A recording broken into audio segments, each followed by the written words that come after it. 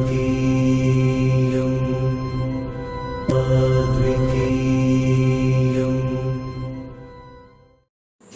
என் பேர் Kausalya, law of attraction coach reiki healer. இன்றைக்கி நம்ம பார்க்க போகிற டாபிக் வந்து எப்படின்னு பார்த்தீங்கன்னா, உங்களுடைய ex lover or ex wife or ex husband அவங்கள எப்படி உங்கள் லைஃப்பில் மறுபடியும் அட்ராக்ட் பண்ணுறதுன்னு தான் பார்க்க போகிறோம்.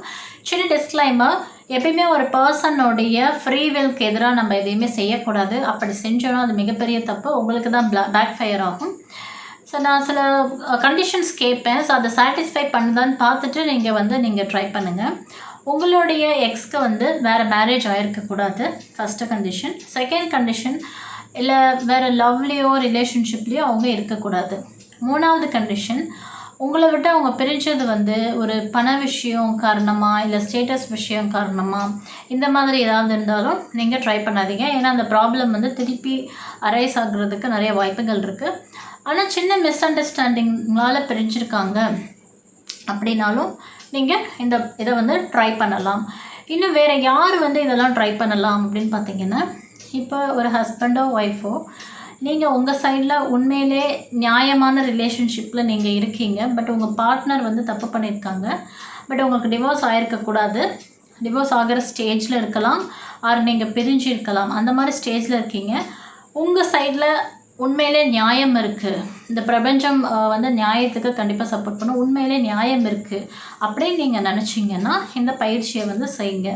இல்லை நீங்கள் எதுவும் தப்பு பண்ணியிருக்கீங்க, சம்திங் வந்து பிடிக்காத விஷயங்கள் வந்து செஞ்சுருக்கீங்க, ரொம்ப அதர்மமான விஷயங்கள் செஞ்சுருக்கீங்க, ஆனால் அந்த பர்சன்ஸை திருப்பி வந்து அட்ராக்ட் பண்ணணும்னு நினைக்கிறீங்கன்னா அது ரொம்ப தப்பு, விட்டுருங்க. ஸோ இது கிளியர்னு நினைக்கிறேன். ஸோ இதெல்லாம் சாட்டிஸ்ஃபை பண்ணிச்சுன்னா நம்ம அடுத்த பயிற்சிக்குள்ளே போகலாம்.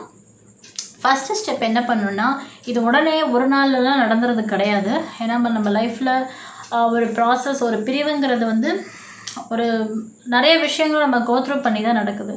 ஸோ நீங்கள் ஃபஸ்ட்டு என்ன பண்ணணும் அப்படின்னா, ஒரு மாதத்துக்காவது அந்த பர்சனோட நீங்கள் இருந்த அந்த சந்தோஷமான தருணங்களை டைம் கிடைக்கும் போதெல்லாம் நீங்கள் நினச்சி திருப்பி பார்க்கணும்.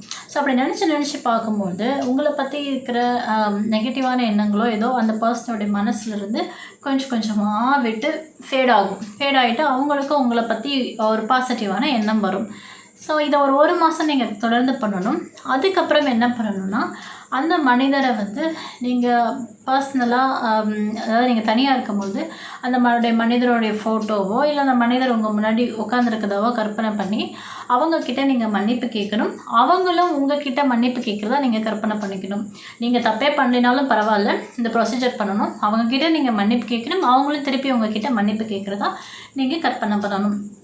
இது மாதிரி நீங்கள் கண்டினியூ பண்ணிகிட்டே இருக்கணும். ஸோ அதுக்கப்புறம் என்ன பண்ணணும்னா, தேர்ட் ஸ்டெப் வந்து நீங்கள் விஷுவலைஸ் பண்ணணும், காட்சிப்படுத்தி பார்க்கணும்.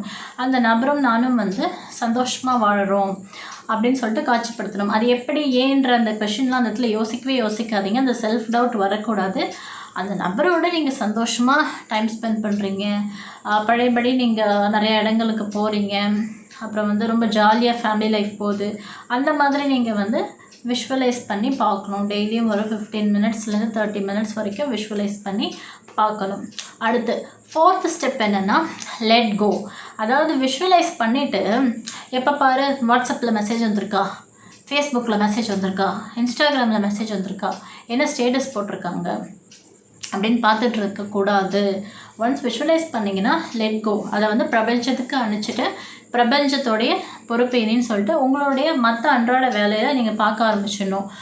ப்ரெசண்ட்டில் தான் வாழ ஆரம்பிக்கணும். அதை பற்றி நடக்குமா நடக்காதா என்னன்னு சொல்லிட்டு அதை பற்றி யோசிக்கிறதே விட்டுணும். அந்த 15 to 30 மினிட்ஸ் ஃபுல் கான்சன்ட்ரேஷன் அதில் கொடுக்குறீங்களா, அதோட சரி. அதுக்கப்புறம் வந்து அதை நீங்கள் யோசிக்கக்கூடாது, உங்கள் வேலைகளை நீங்கள் பார்க்க ஆரம்பிச்சிடணும். அதுதான் லெட் கோ.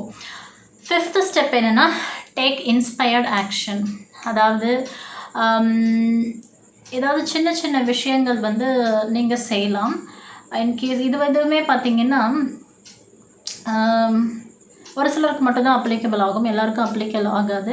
சில பேர் கம்ப்ளீட்டாக காண்டாக்ட் இல்லாமல் இருப்பாங்க, சில பேர் கொஞ்சம் காண்டாக்ட் பண்ணுவாங்க, அந்த மாதிரி இருப்பாங்க. ஸோ உங்களுக்கு கொஞ்சம் காண்டாக்டில் இருந்த மாதிரி இருக்குது அப்படின்னா மேபி நீங்கள் ஒரு ஃபெஸ்டிவல் டைமில் அவங்களுக்கு மெசேஜ் அனுப்பி அந்த மாதிரி பார்க்கலாம். அதுவுமே அவங்க இக்னோர் பண்ணுறாங்கன்னு தெரிஞ்சிச்சுன்னா நீங்கள் கம்ப்ளீட்டாக அதை விட்டுருங்க, பண்ணாதீங்க. மற்ற ஸ்டெப்ஸ் மட்டும் நீங்கள் ஃபாலோ பண்ணிக்கிட்டே இருங்க. கண்டிப்பாக அந்த பர்சன் உங்கள் கிட்டே வருவாங்க. உண்மையிலே உங்கள் மேலே உங்கள் மேலே வந்து தப்பு இல்லை அப்படின்னா அந்த பர்சன் கண்டிப்பாக வருவாங்க. தயவு செஞ்சு டிஸ்க்ளைமரில் நான் சொன்ன பர்சன் கண்டிஷனை சாட்டிஸ்ஃபை பண்ணாத பர்சன் ட்ரை பண்ணாதீங்க.